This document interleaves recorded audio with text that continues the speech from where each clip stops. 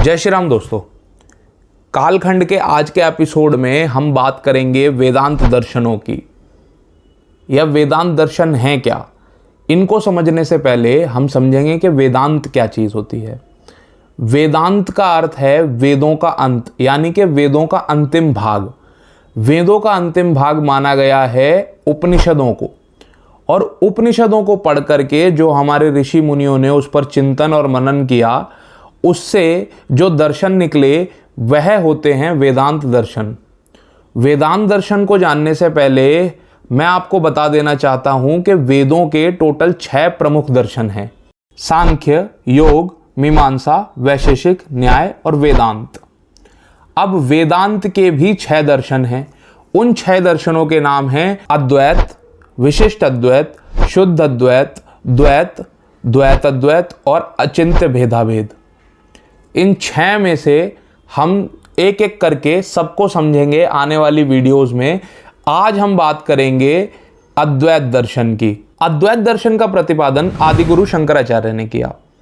अब इसको मैं आगे समझाऊं, इससे पहले आप लोगों का यह समझ लेना आवश्यक है कि किसी भी चीज़ को बनाने के लिए किन किन चीज़ों की आवश्यकता है।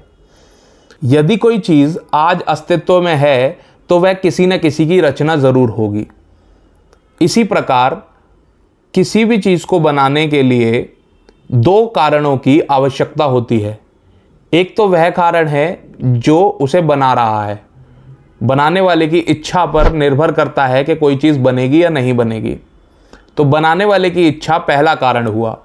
दूसरा कारण जिस पदार्थ से वह चीज़ बनी है उस पदार्थ का होना। अब इसको हम ऐसे समझें कि अगर कोई बिल्डिंग बनानी है तो बिल्डिंग बनाने वाले का होना भी आवश्यक है, और बिल्डिंग बनने के लिए बिल्डिंग मटेरियल का होना भी, ईंट गारे पत्थर का होना भी आवश्यक है। तो अगर यह जगत हम किसी की क्रिएशन मान लें, यह मान लें कि यह जगत किसी ने बनाया है, क्योंकि यह जगत है, यह हमें दिख रहा है, तो यह स्वाभाविक है कि यह किसी ने बनाया होगा। तो बनाने वाला, जिसको हम ब्रह्म, परमात्मा, ईश्वर, परब्रह्म कुछ भी कह सकते हैं, इन वेदांत दर्शनों में हम मुख्यतः उसे ईश्वर कहेंगे। और जिस चीज से यह जगत बना हुआ है उसको हम आत्मन, चेतना, चित्त, यह सब कह सकते हैं। इस जगत को हम जड़ कह सकते हैं, अचेतन कह सकते हैं। तो यहां पर 3 प्रमुख चीजें हमारे पास हैं। एक तो यह जगत जिसे हम जड़ कह सकते हैं या अचेतन कह सकते हैं। दूसरा उसको बनाने वाला, जिसे हम ब्रह्म, ईश्वर, परमात्मा कह सकते हैं, परब्रह्म कह सकते हैं। और तीसरा है जिस चीज से यह जगत बना है, जिसे हम आत्मन कह सकते हैं या चेतना कह सकते हैं या चेतन कह सकते हैं। अब आते हैं अद्वैत दर्शन की तरफ। अद्वैत दर्शन में आदिगुरु शंकराचार्य यह कहते हैं, जिस चीज से यह जगत बना है और जिसने यह जगत बनाया है वो दोनों एक ही हैं। मतलब कि ब्रह्म जो है वही आत्मन है और आत्मन ही ब्रह्म है। आदिगुरु शंकराचार्य ने इसको समझाने के लिए एक वाक्य दिया और कहा, ब्रह्म सत्यम जगन मिथ्या जीवो ब्रह्मैव ना पर। मतलब कि यह ब्रह्म जो है वह सत्य है, जगत मिथ्या है, और ब्रह्म और जीव में कोई अंतर नहीं है। तो ब्रह्म और आत्मन को अगर हम एक मान लें तो केवल और केवल जगत बच गया। तो ऐसा कैसे संभव है कि जो ब्रह्म है वह सत्य है और वह बना जिससे रहा है, आत्मन, वो वही है। तो दोनों चीजें सत्य हैं, और दोनों सत्य मिलकर के किसी असत्य चीज को या मिथ्या चीज को बना दें, यह तो संभव नहीं है। तो जब आदिगुरु शंकराचार्य से पूछा गया कि यह कैसे संभव है कि जगत मिथ्या होने के बावजूद भी हमें दिखाई पड़ता है, तो आदिगुरु शंकराचार्य ने इसका उत्तर दिया कि माया,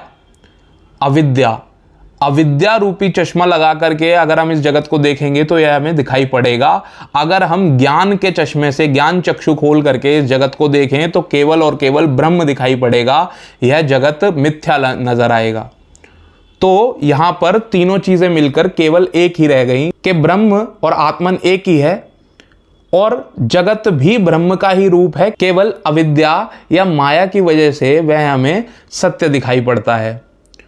तो उन्होंने मायावाद का भी यहां पर प्रतिपादन किया। तो अगर हम इन सब चीजों का निष्कर्ष निकालें तो हम ये कह सकते हैं कि केवल ब्रह्म ही है और कुछ नहीं, क्योंकि वही आत्मन भी है, और वह जब जगत बना देता है तो वह जगत भी वही है।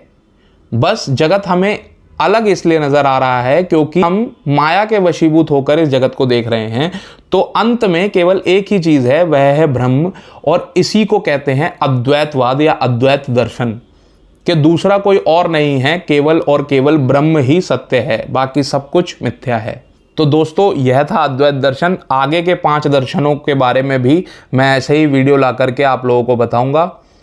मिलते हैं अगली वीडियो में। अगर ये वीडियो आपको अच्छी लगी तो लाइक कीजिए, शेयर कीजिए, कमेंट कीजिए, चैनल को सब्सक्राइब कीजिए। जय श्री राम।